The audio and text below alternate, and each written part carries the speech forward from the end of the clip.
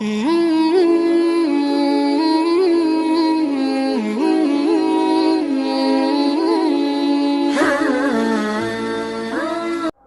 ہاتھوں میں مال عطا فرماتا ہے تو یہ فضل بنتا ہے، مہربانی بنتا ہے۔ حضرت عبد الرحمن بن عوف رضی اللہ تعالی عنہ مالدار صحابہ میں تھے، اغنیا میں سے تھے، مالداروں میں سے تھے۔ اللہ تعالیٰ نے مال بھی دیا تھا اور مال خرچ کرنے کا سلیقہ بھی عطا فرمایا تھا۔ تجارت تھی، بیوپار تھا، کاروبار تھا، اونٹوں کے اونٹ، پورا کا پورا قافلہ شام سے آ رہا ہے، یمن سے آ رہا ہے اور دوسری جگہوں سے آ رہا ہے، اور اتنا مال جمع ہو جاتا تھا۔ ان کے بارے میں تاریخ میں اور سیرت کی کتابوں میں لکھا ہے کہ درہم اور دینار کے سکوں کو اپنے گھر کے اندر رکھتے تھے کمرے میں، تو کمرے کی چھت سے وہ درہم و دینار لگتے تھے، سونے چاندی کے سکے، اور کبھی کبھی صحن میں ڈھیر کر دیتے تھے، وہاں رکھ دیتے تھے۔ اللہ تبارک و تعالیٰ نے مال بھی دیا تھا، مال خرچ کرنے کا جذبہ بھی عطا فرمایا تھا۔ اعلان کرتے تھے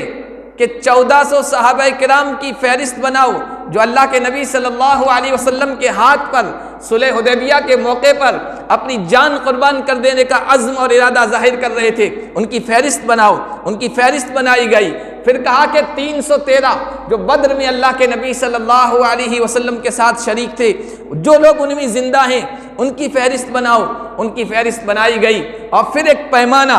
جو برتن تھا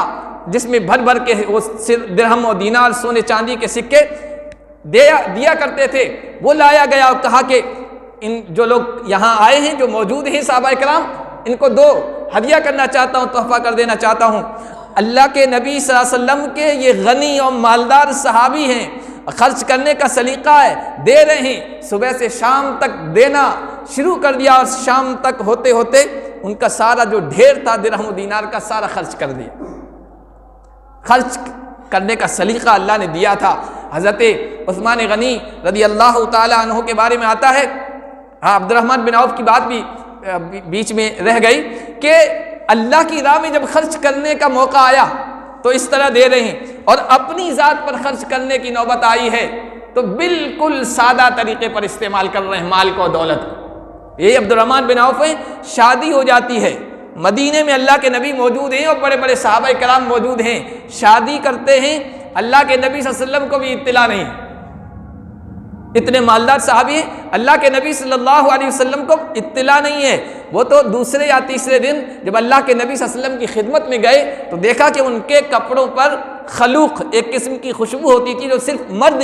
عورتیں استعمال کرتی تھی، مرد استعمال نہیں کرتے تھے، حدیث میں ممانعت آئی ہے۔ وہ ان کے کپڑوں پر دیکھی تو کہا ما ھذا یا عبد الرحمن، یہ کیا ہے؟ یہ خوشبو تمہارے کپڑوں پر عورتوں کی کیسے لگی ہوئی ہے؟ کہا یا رسول اللہ تزوجت، میں نے ایک عورت سے شادی کر لی ہے۔ اللہ کے نبی صلی اللہ علیہ وسلم اسی مدینے میں موجود ہیں، اور مدینہ آج کا مدینہ نہیں ہے، بہت مختصر تھا۔ جو جنت البقیع ہے یا بقیع الغرقد ہے، قبرستان ہے، وہ اس وقت مدینے کی آبادی سے کنارے پر تھا، باہر تھا، مختصر سی آبادی ہے، اس میں شادی ہو رہی ہے اتنے بڑے صحابی کی، اللہ کے نبی کو اطلاع نہیں ہے۔ اللہ کے نبی نے کہا ٹھیک ہے، اولم ولو بشات، شادی کر لی ہے تو ولیمہ کر لو۔ اپنی ذات پر خرچ کرنے کی نوبت آئی تو بالکل سادہ طریقے پر۔ آج اگر کسی کے پاس مال آئے، دولت آئے، تو سب سے زیادہ جو دکھلانے کا ذریعہ ہوتا ہے یا موقع ہوتا ہے وہ شادی کا ہوتا ہے۔ اس وقت آدمی بتاتا ہے کہ لوگوں کو پتہ چلے کہ شان کے ساتھ، شوکت کے ساتھ اور ریا و نمود کے ساتھ شادی کی ہے۔ اللہ نے مال دیا تھا، خرچ کرنے کا سلیقہ کہ کہاں خرچ کیا جائے یہ بھی عطا فرمایا تھا۔ حضرت عثمان غنی رضی اللہ تعالی عنہ کے بارے میں آتا ہے کہ اللہ کی راہ میں بہت خرچ کرتے تھے، غنی تو ان کا لقب ہو گیا، ان کے نام کے ساتھ جڑ گیا۔ ایک آدمی محتاج تھا، ضرورت مند تھا، اللہ کے نبی صلی اللہ علیہ وسلم نے ان کے پاس بھیجا کہ جاؤ عثمان غنی کے پاس اور وہ تمہاری حاجت ضرورت پوری کر دیں گے۔ وہ آیا، حضرت عثمان غنی کا دروازہ کھٹکھٹایا۔ جب دروازہ کھٹکھٹایا تو اس کے کانوں میں یہ آواز آ رہی تھی کہ اندر حضرت عثمان غنی اپنی خادم یا خادمہ کو، اس وقت باندیاں بھی ہوتی تھی، ڈانٹ رہے ہیں۔ اور ڈانٹ میں کیا کہہ رہے ہیں کہ بھائی یہ چراغ فضول جل رہا ہے، یہ چراغ فضول جل رہا ہے، اس کو بجھا دو۔ تو وہ فقیر آدمی سوچنے لگا کہ میں کیسے آدمی کے دروازے پر آ گیا ہوں، کیسے بخیل آدمی کا دروازہ کھٹکھٹا دیا ہے، یہ ایک چراغ کے جلنے پر ناراض ہو رہا ہے، مجھے کیا دے گا؟ اس نے یہ تصور کر کے، یہ سوچ کر کہ مجھے کیا دے گا، پیٹھ پھیر لی، جانے لگا۔ اتنے میں حضرت عثمان غنی رضی اللہ تعالیٰ عنہ باہر آئے اور اس کو بلایا، آواز دی ادھر آؤ، اور پھر اس کو کھڑا کیا، گھر کے اندر گئے اور ایک پوری دینار کی تھیلی بھر کے لے آئے اور اس کو دے دی۔ اس کی تو آنکھیں حیرت سے پھٹی کی پھٹی رہ گئی کہ یہ کیا معاملہ ہے۔ اس نے پوچھ لیا کہ حضرت یہ کیا معاملہ ہے؟ آپ تو ایک چراغ کے جلنے کی وجہ سے غصہ کر رہے تھے، ناراض ہو رہے تھے، اور یہ دینار کی سونے کے سکوں کی بھری ہوئی تھیلی لا کر مجھے دے رہی۔ تو حضرت عثمان غنی رضی اللہ تعالیٰ عنہ نے اس فقیر، اس محتاج آدمی سے کہا کہ وہ جو چراغ فضول جل رہا تھا اس کا حساب میں اپنے رب کو دوں گا، وہ فضول جو جل رہا تھا اس کا حساب میرا رب مجھ سے لے گا، اور یہ جو میں دے رہا ہوں اس کا حساب مجھے میرے رب سے لینا ہے، میرا رب مجھے اس کا حساب دے گا۔ اور یہ جو ہے یہ ہے اصل باقی رہنے والی چیز، ما عندکم ینفد وما عند اللہ باق، جو تمہارے پاس ہے، جو تمہارے استعمال میں آ رہی ہے وہ سب ختم ہونے والی ہے، فانی ہے، ینفد، ختم ہو جائے گی، اور جو اللہ کے یہاں محفوظ کر دیا وہ ہے باقی رہ جانے والی چیز۔ ہمارے ایک بزرگ گزرے ہیں اسلاف میں، حضرت عاصم رحمۃ اللہ علیہ، ان کے پاس ایک آدمی علم سیکھنے کے لیے آیا، ایک طالب علم، جب مدت پوری ہو گئی علم سیکھنے کی تو وہ جانے لگا، تو استاذ نے کہا کہ بھائی جا تو رہے ہو، فارغ ہو گئے ہو، تم نے کیا سیکھا ہے میرے پاس رہ کر؟ تو اس شاگرد نے، طالب علم نے کہا کہ میں نے بہت سی چیزیں سیکھی ہے، ان میں سے ایک چیز یہ سیکھی ہے کہ آدمی جس چیز سے محبت کرتا ہے اس چیز سے اس کو جدا ہونا ہے، یا اس چیز کو اس سے جدا ہونا ہے۔ بہرحال وہ محبت ختم ہو جائے گی اور اس سے جدا ہو جائے گا، یا تو دنیا ہی میں یا آخرت میں، یعنی مرنے کے بعد وہ چیز اس سے جدا ہو جائے گی۔ اس لیے میں نے یہ سیکھا ہے کہ ایسی چیز سے محبت کریں جو باقی رہنے والی ہے۔ المال والبنون زینت الحیات الدنیا والباقیات الصالحات خیر عند ربک ثوابا وخیر عملا۔ یہ دنیا کی زینت، یہ مال، یہ اولاد، یہ اسباب، یہ دولت اور یہ دنیا کے سارے ذرائع یہ ختم ہونے والے ہیں، کسی کے پاس آج تک باقی نہیں رہے ہیں۔ کیا کبھی غور سے بھی دیکھا ہے تو نے، جو محل تھے آباد اب ہی وہ سونے۔ مجذوب رحمت اللہ علیہ نے کہا ہے کہ جہاں میں ہر سو عبرت کے نمونے، مگر تجھ کو غافل کیا رنگ و بو نے۔ دنیا کی رونق نے غافل کر دیا، بس دنیا کے اسباب جمع کرنے کی کوشش کر رہے ہو، کبھی اس بارے میں نہیں سوچا کہ یہ سب یہیں پڑے رہ جائیں گے، سب ختم ہو جائیں گے، ان سے جدا ہونا ہے یا ان چیزوں کو ہم سے جدا ہونا ہے۔ کیا کبھی غور سے بھی دیکھا ہے تو نے کہ جو محل تھے آباد اب وہ سونے، جگہ جی لگانے کی دنیا نہیں ہے، یہ عبرت کی جا ہے، تماشا نہیں۔ تو یہ سب ختم ہونا ہے، باقی رہنے والی چیز کہ الباقیات الصالحات، یہ نیک اعمال ہیں، اعمال صالحہ ہیں، میں نے ان سے محبت کر لی ہے۔ نیک اعمال اس دنیا میں بھی میرے کام آئیں گے، قبر میں بھی کام آئیں گے، میدان حشر میں بھی کام آئیں گے، اور یہی نیک اعمال مجھے جنت میں لے جائیں گے، ہر جگہ کام آئیں گے۔ میں نے آپ کی درسگاہ سے اور آپ کے یہاں رہنے سے ایک چیز یہ سیکھی، اور دوسری چیز یہ سیکھی ہے کہ ایسی چیز جو اللہ کے یہاں کام آئے اور اللہ کے یہاں محفوظ ہو جائے، ایسی چیزوں کو محفوظ کرنے کی کوشش کریں۔ اور وہ یہ ہے کہ دنیا کی جو بھی مال ہے اور دولت ہے، دنیا کا جو مال ہے، دولت ہے، دنیا کی چیزیں ہیں، یہ اللہ کی راہ میں ہم دیں گے تو وہ سیو ہو جاتی ہے، وہ محفوظ ہو جاتی ہے، اللہ کے یہاں سیونگ اکاؤنٹ میں وہ جمع ہو جاتی ہے۔ یہ دو چیزیں میں نے آپ سے سیکھی۔ تو یہ ہے اصل حقیقت، اور ایک مسلمان کا ذہن اور ایک مسلمان کی سوچ اور مسلمان کا تصور کہ دنیا اور دنیا کے اسباب یہ سب ختم ہو جائیں گے، اور اللہ کے یہاں جو باقی رہنے والی چیز ہیں ان کو ہم استعمال کریں اور ان کو باقی رکھنے کی کوشش کریں اور ان کو محفوظ رکھنے کی کوشش کریں۔ ایک ایمان والے کے پاس، ایک مسلمان کے پاس اللہ تبارک و تعالیٰ کی طرف سے جب مال آتا ہے، دولت آتی ہے، تو وہ اس بات کی کوشش کرتا ہے کہ اس کو صحیح خرچ کیا جائے، اس کا صحیح استعمال کیا جائے، اس کو اللہ کے یہاں محفوظ کر دیا جائے۔ اور یہ مسلم قوم کا ایک مزاج تھا، مسلم قوم کی ایک علامت تھی، مسلم قوم کی ایک شناخت تھی، ایک پہچان تھی۔ جس طرح ہر قوم کی پہچان ہوتی ہے، کہ بھائی فلاں قوم جیسے سکھوں میں انہوں نے اپنی ایک پہچان بنا لی ہے لنگر کی، خرچ کرنے کی، کھلانے کی، جینیوں کی اپنی ایک علامت ہے، ایک نشانی ہے کہ فلاں قوم میں یہ خوبی ہے۔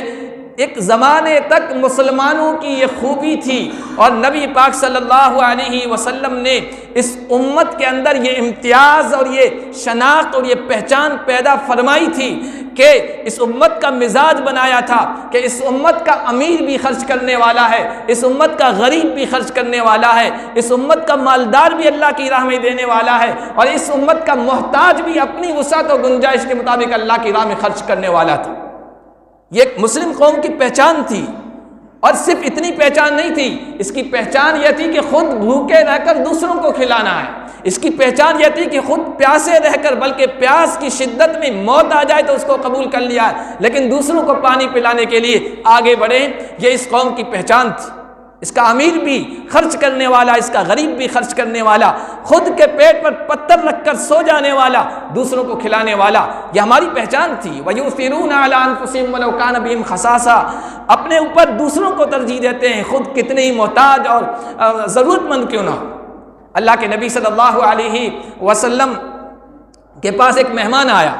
حضور کا یہ معمول تھا، جب مہمان آیا کرتے تھے تو سب سے پہلے اپنے گھر میں دیکھتے تھے کہ کوئی چیز ہے کھانے کی تو اس کی مہمان نوازی فرمایا کرتے تھے، میزبانی فرمایا کرتے تھے، لیکن اگر نہیں ہوتا تھا تو صحابہ سے کہتے تھے بھائی مہمان آیا ہے، اللہ کے رسول کے مہمان کو کون لے کے جائے گا؟ ایک مرتبہ اس طرح کوئی مہمان آ گیا، ازواج مطہرات سے پوچھا، کہا کہ کچھ نہیں ہے پانی کے علاوہ یا رسول اللہ۔ اللہ کے نبی نے اعلان فرمایا میرے مہمان کو کون لے جائے گا؟ ایک صحابی کھڑے ہو گئے کہ یا رسول اللہ، یہ میرے لیے سعادت کی بات ہے کہ آپ کے مہمان کا میں میزبان بنوں۔ حالانکہ ان کو پتا تھا گھر میں کچھ نہیں ہے، گھر میں کچھ نہیں ہے سوائے بچوں کے کھانے کے، جو بچوں کے لیے کافی ہو جائے اتنا ہی ہے۔ وہ لے گئے، جب گھر میں لے گئے ہیں تو بیوی ان سے بڑھ کر سعادت مند، ورنہ عورتیں ایسے معاملے میں بہت سخت ہوتی ہیں کہ لاتے تو کچھ نہیں ہو، بس مہمانوں کو لاتے ہو، اس طرح کے جملے سنا دیتی ہے۔ گھر میں تو ہے تو کچھ نہیں، بچوں کے کھانے کے لیے بھی کافی نہیں ہے، اور آپ ایک اور اٹھا کر لے کے آئے۔ لیکن وہ سعادت مند بیوی تھی، اللہ کے نبی صلی اللہ علیہ وسلم کی تربیت یافتہ تھی، نہ چہرے پر شکن آئی، نہ چین بجبیں ہوئی، نہ کوئی تانا دیا کہ مرحبا مرحبا، خوش آمدید، اللہ کے رسول کے مہمان کے ہم میزبان بنے، یہ ہمارے لیے سعادت کی بات ہے۔ اور پھر شوہر سے کہنے لگی اتنا ہی کھانا ہے جو بچوں کے لیے کافی ہو جائے، میں ایسا کام کرتی ہوں کہ بچوں کو تھپکی دے کر میں سلا دیتی ہوں، اور اس کے بعد کھانا مہمانوں کے سامنے پیش کر دیا جائے گا، آپ مہمانوں کے ساتھ بیٹھ جانا، اور میں چراغ کو ٹھیک کرنے کے ارادے سے کھڑی ہوں گی اور چراغ کو گل کر دوں گی، بجھا دوں گی، پھر آپ کھانے کی طرف صرف ہاتھ بڑھانا ہے، لقمہ نہیں اٹھانا ہے، تاکہ مہمان پیٹ بھر کر کھا لیں۔ ان صحابی نے اور صحابیات نے ایسا ہی کیا، مہمانوں نے شکم سیر ہو کر کھایا۔ اللہ تبارک و تعالیٰ کی طرف سے جبرائیل امین نبی رحمت صلی اللہ علیہ وسلم پر وحی لے کے آئے۔ جب صبح کی نماز میں وہ صحابی اللہ کے نبی کی خدمت میں حاضر ہوئے، کہا کہ تم میاں بیوی نے ایسا عمل کیا ہے کہ ساتواں آسمان سے اوپر اللہ تبارک و تعالیٰ نے اس کو پسند فرمایا ہے، اور ساتواں آسمان سے وحی آئی ہے، وَيُؤْثِرُونَ عَلَىٰ أَنفُسِهِمْ وَلَوْ كَانَ بِهِمْ خَصَاصَةٌ۔ قرآن میں ان آیتوں کو اور اس پورے پس منظر کو نبی پاک صلی اللہ علیہ وسلم نے بیان کر کے پوری انسانیت کے سامنے یہ ایک مثال رکھی ہے، ایک نمونہ رکھا ہے کہ مسلم قوم کا مزاج یہ تھا، خود بھوکے رہتے تھے، دوسروں کو کھلایا کرتے تھے، یہ ہماری پہچان تھی۔ اللہ کی راہ میں خرچ کرنا، ضرورت مندوں کی ضرورت کو پورا کرنا، بیواؤں کی ضرورتوں کو پورا کرنا، یتیموں کا خیال رکھنا، مسجدوں پر خرچ کرنا، مدارس اور طلب علم حاصل کرنے والوں کے لیے اپنے مال کو استعمال کرنا، یہ ایک مسلمان آدمی کی شناخت اور پہچان ہوا کرتی تھی۔ یہاں تک کہ جب اس طرح کے خرچ کرنے کے موقع آیا کرتے تھے تو مالدار اپنی وسعت کے مطابق ڈھیر کا ڈھیر بوریاں بھری ہوئی سونے چاندی کے سکوں کی لایا کرتے تھے، تو ایک غریب صحابی مزدوری کرتے تھے، قلی کیا کرتے تھے۔ بخاری شریف میں روایت موجود ہے، کنا نحامل فی السوق، جب اللہ کے نبی اعلان فرمایا کرتے تھے کہ اللہ کی راہ میں خرچ کرنا ہے تو ہم غریب لوگ بازار جایا کرتے تھے اور مزدوری قلی کا کام کیا کرتے تھے، اس میں سے کچھ کھجوری ملتی تھی وہ اللہ کے نبی صلی اللہ علیہ وسلم کی خدمت میں لا کر پیش کر دیتے تھے، اور اللہ کے نبی ان غریبوں کے خرچ کیے ہوئے کو مالداروں کے اس مال کے اوپر بکھیر دیا کرتے تھے ان کی حوصلہ افزائی کے لیے۔ مالدار تو خرچ کرتے تھے، غریب بھی خرچ کرتے تھے، کیونکہ اللہ کے نبی نے انہیں بتایا تھا کہ مالدار بننے کا نسخہ یہی ہے۔ وَيُرْبِ الصَّدَقَاتِ، اللہ کی راہ میں ایک پیسہ بھی خرچ کرو گے اللہ اس مال کو بڑھاتا ہے۔ آج ہم یہ سمجھتے ہیں جب تک لاکھ پتی اور کروڑ پتی اور ارب پتی نہیں بنیں گے نا تب تک خرچ نہیں کرنا، اس کے بعد جب اللہ دے گا تب خرچ کریں گے۔ صحابہ کا یہ مزاج نہیں تھا، آج ہمارا مزاج یہی بنا ہوا ہے، جب بہت پیسے آئیں گے تب دیں گے۔ لیکن صحابہ کا مزاج یہ تھا کہ کروڑ پتی بننے کا نسخہ یہ ہے کہ جتنا ہے اگر 1 روپیہ اپنی گنجائش کے مطابق ہے وہ خرچ کریں، وَيُرْبِ الصَّدَقَاتِ، کیونکہ اللہ اس کو لیتا ہے۔ حضور نے فرمایا تم میں سے کوئی جب ایک کھجور کے ٹکڑے کو، کھجور کی ایک گٹھلی کہیے، ایک عدد کہیے، اس کو اللہ کی راہ میں دیتا ہے، اللہ اس کو اپنے ہاتھ میں لیتا ہے اور اس کی اس طرح پرورش کرتا ہے، اس کو پالتا ہے، اس کو بڑھاتا ہے جس طرح تم میں سے کوئی اپنی گھوڑی کے بچے کو پالتا ہے، یہاں تک کہ وہ ایک کھجور کا ایک عدد وہ احد پہاڑ کے برابر ہو جاتا ہے، اللہ اس کو اتنا کر دیتا ہے۔ صحابہ کرام رضوان اللہ علیہم اجمعین کا یہ عام مزاج بن گیا تھا، اللہ کے نبی کی تربیت کے نتیجے میں اللہ کی راہ میں خوب خرچ کرتے تھے، خوب دیتے تھے۔ آج ہمارا یہ مزاج نہیں رہا، خرچ کرنے کا موقع آتا ہے ہم سمجھتے ہیں جب بہت زیادہ آئے گا تب خرچ کریں گے، نہیں، خرچ کرو تو مالدار بنو گے، اللہ نے نسخہ مالدار بننے کا یہی بتایا ہے۔ صحابہ کرام رضوان اللہ علیہم اجمعین نے یہ نسخہ اپنایا تو بعد میں آپ دیکھیے صحابہ کی زندگی اٹھا کر دیکھیے، اللہ نے اتنا مالدار بنایا، خوشحال بنایا، بلکہ ان صحابہ کی قربانی کے نتیجے میں آج اس پورے علاقے کو کس طرح سے نوازا ہے، پوری دنیا آنکھیں پھاڑ کے دیکھتی ہے۔ صحابہ کی قربانیوں کا اللہ کی راہ میں خرچ کرنے کا نتیجہ ہے، اس لیے کہ اللہ نسلوں کو دیتا ہے، ایک آدمی خرچ کرتا ہے اللہ پیچھے کئی نسلوں کو عطا کرتا ہے، نوازتا ہے۔ اللہ پاک ہم سب کو صحیح سمجھ اور صحیح فہم عطا فرمائے اور اپنی راہ میں خرچ کرنے کا جذبہ اور سلیقہ ہمارے دلوں میں پیدا فرمائے۔